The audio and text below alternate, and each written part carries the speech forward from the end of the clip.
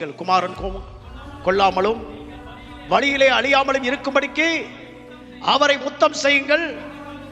கொஞ்ச காலத்திலே அவருடைய கோபம் பற்றி எரியும். அவரை அண்டிக் கொள்ளுகிற யாவரும் பாக்கியவான்கள்.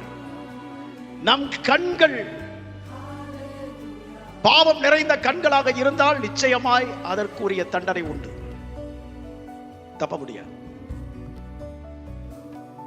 அப்போ முதல் காரியம் என்ன? இந்த மூன்று காரியத்திலிருந்து விடுபட்டு வாழுகிற வாழ்க்கையை உங்களுக்கு வாழ கற்றுக் கொடுக்கிறவர் யார்? பரிசுத்த ஆவியானவர்.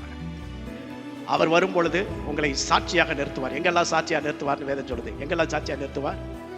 எருசலேமிலும் யூதேயாவிலும் சமாரியாவில் பூமியின் கடைசி பரியந்தமும் உங்களை அவர் சாட்சியாக நிறுத்துகிறவர் இல்லையா?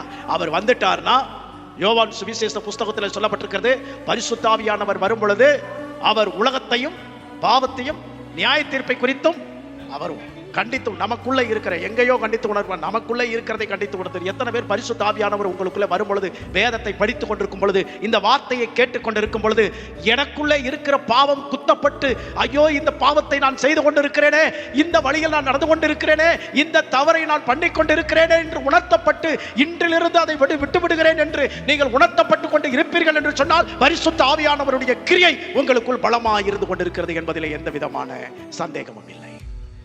இதுதான் பரிசுத்த ஆவியானவருடைய கிரியை.